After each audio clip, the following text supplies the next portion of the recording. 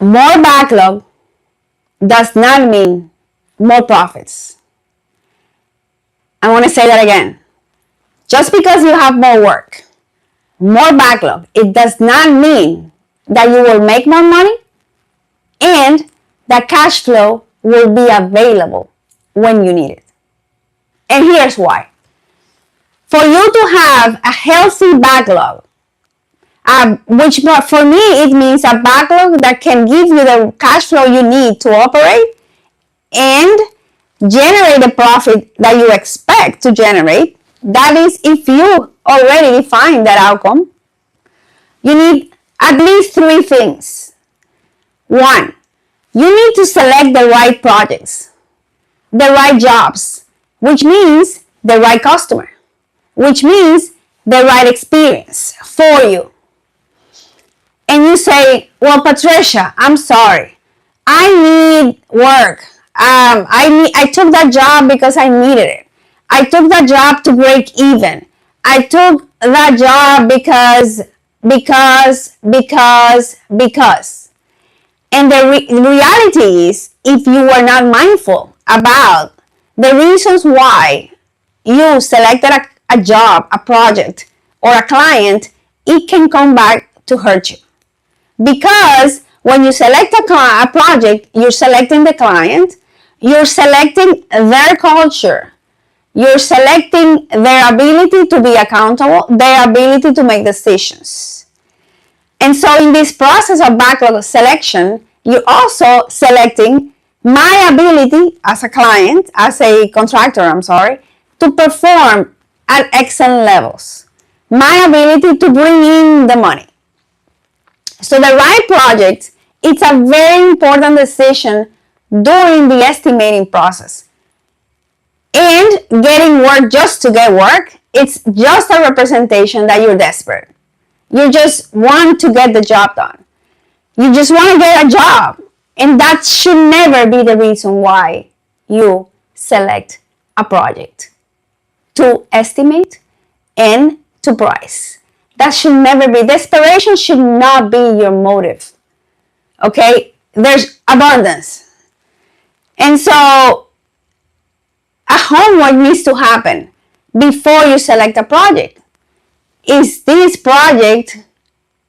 the project have the criteria for me to be successful and be able to be profitable? Right? So want to make that decision in a way that benefits your execution process. Because the next thing I'm going to tell you is the right estimate.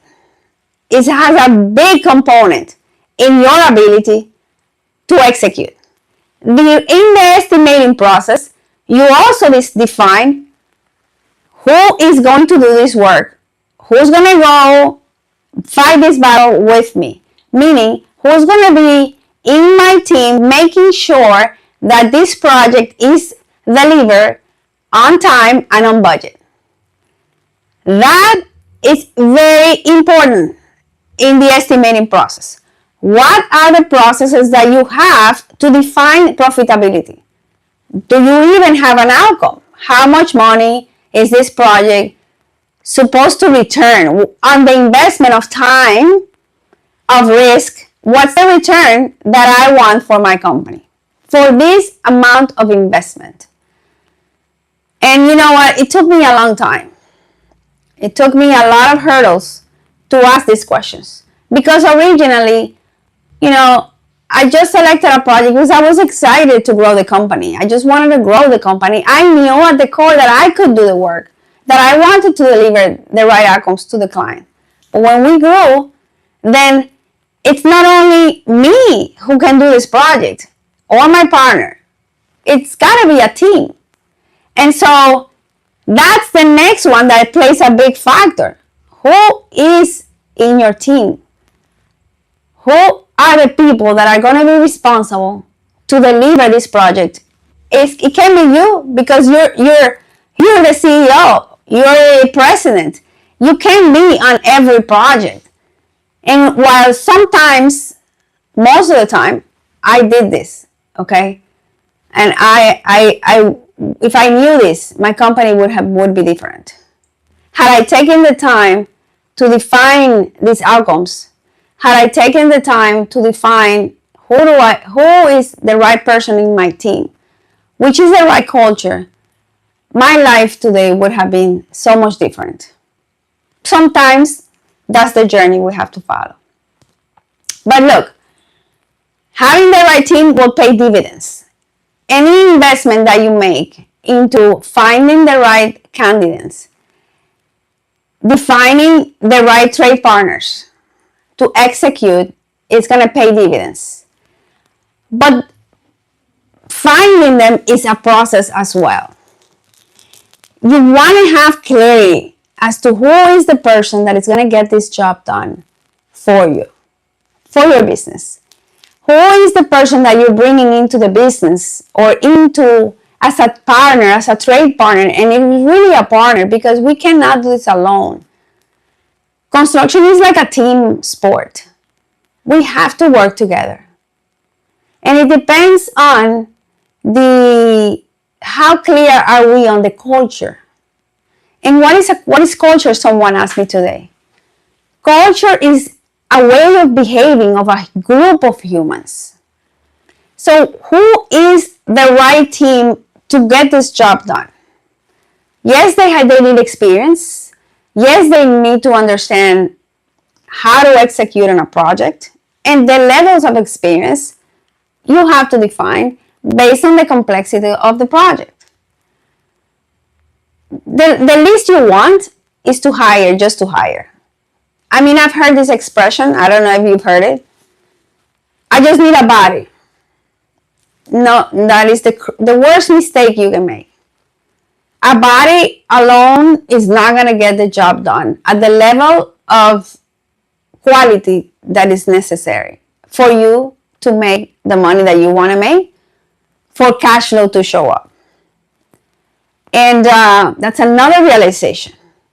Project managers, we make them responsible for submitting this budget, this cash flow, right? The billing for the cash flow. And a lot of times, so many companies have challenges with this. Billings are behind. And if you have the A player, you should not have to worry about this. You shouldn't have to worry about, you shouldn't have billings behind and incomplete, rejected, and submitted over and over again. It shouldn't be a drag. It shouldn't be keeping you up at night. So, to summarize, in order for you to have the right cash flow, you need to have the selection process for a project has to be a great one. So take the 3-5 years of your history in your company and look at your WIP and your financial statements and say, okay, in these 3 or 5 years, who are the clients that have generated the best results for us? And select 3 and design a system for that. What happened that should have happened? When I selected this job, it was fantastic. With the imperfect company that I have, we did great financially. Because of course, you're in business to make money. And this is how you measure results. If you're not making money, that's an indication of many things, potentially. In the estimating process, effort, that's the other one that you want to really pay attention to. What is my estimating process? Am I missing scope? How am I defining scope? Am I doing just taking in numbers from other people, from other companies, or am I doing my own in-house estimate? And I get it, Patricia, but you know what? They give me 2 weeks to produce this price. That's how am I going to do it? It's not what's in play here. It's why is this important for you? Because remember, you're trying to make money, right? That's the outcome. But you also don't want to lose money. So which means mitigate risk. And risk mitigation starts at the beginning of the process. So having the right estimate is key. It's the second pillar that we talked about. So the right job, right client selection, right scope, right capabilities that I can match and I can deliver at a high level to this client. Right estimate. That will define if you have money on that project to start with or not. If you don't have money when you estimate the project, guess what? Your execution team, they're not magicians. They won't be able to produce what's not there. And so how do you get estimating to do the right job? That's a good one. Look, when you're a business owner and you're getting estimators to estimate right for you and you're trusting them, because you cannot do everything, right? You can be running the jobs, you cannot be hiring people, you cannot be meeting with the clients and also estimating all of it at the same time. Because in this industry, so much has to happen right for you to make money.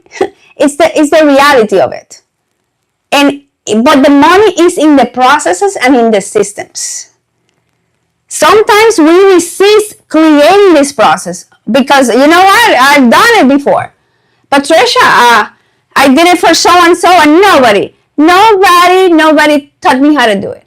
Nobody created a journey for me. Nobody gave me a procedure. I did it. I figured it out. Well, guess what? Not everyone that you're going to be attracting to your team has the hunger that you had. Because it's possible that when you showed up to that particular company where you deliver results like no one else did, it's because you were hungry. Unfortunately, not everybody is hungry. So the right team is the best way to, you can control hunger, somebody else's hunger, but you can control how you hire them. You can control the processes that you design to define how things need to get done. You can control that. It's your business. You can control and measure the outcomes. You can control how is the estimating process done.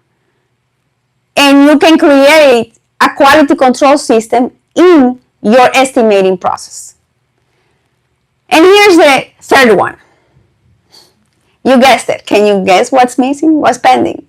You can have the right job and the right estimate, but you need the right team. Because to create a company that you want, that will generate the cash flow that you want, the profits that you want, and the freedom that you want, and so you can scale it, you need the right people. And there's no way you're going to do this with the wrong people. No way. And many times we do not spend the time to hire the right people. We just don't even know how to do it. We just hire people that we like. You know, I fire myself from the hiring process. I was terrible. I mean, I'm a nice person and I'm sure you are too. But I hired people that I liked. I was telling this to somebody this morning that is having challenges with people and culture. And that having the right team is so stressful. Not having the right team. I don't know if you agree with me or if you have felt this, but man, people is the hardest thing to manage. And you need the right structure. You need to have the right culture. You need to have the right systems in order to be able to deliver on the outcomes that you want for your organization. And so if you don't have the right team, it's going to be hard to create a system in your in the estimating pre-construction area. Very hard. Because people resist. People resist sometimes doing the right thing, what you believe is the right thing, especially if you have tolerated in the past a behavior that you now don't want to tolerate. And guess what? Maybe you tolerated something, but you as a business owner have the right to change. And when you decide, I no longer want to tolerate this, then Everybody has to get on board. Now, for that, when you make a shift of culture like that, and you want to drive more accountability, you have to I would recommend, you don't have to, my suggestion is that you really define a path to do this, because you want to avoid drama or prevent drama. Drama is not a nice thing to have in a company, in the culture of a company. So the right team also means the right trade partners. Sorry. The right team internally and externally. As you know, if you're a general contractor, but even if you are a trade partner in charge of one particular scope, you need a team internally and externally. So externally means anybody that you need to support you in the execution of the project, of the outcomes of the project. For the owner is on time and on budget. For you is profit, cash flow, no risk, less risk, mitigation of risk. Risk that does not make you lose money. That's your outcome. It's clear. And so when you have that, my recommendation, when you get clarity and you define it, and if this is what you want, first, if you're a contractor trying to work hard to be profitable, not just be busy, or not just, solve problems, or be the one that is the most persistent, the more brave of all contractors in the world, then follow this channel for more information like this. If you want profitability, if you want to have healthy operating cash flow, that should be an outcome for you. Follow this channel for more information like this.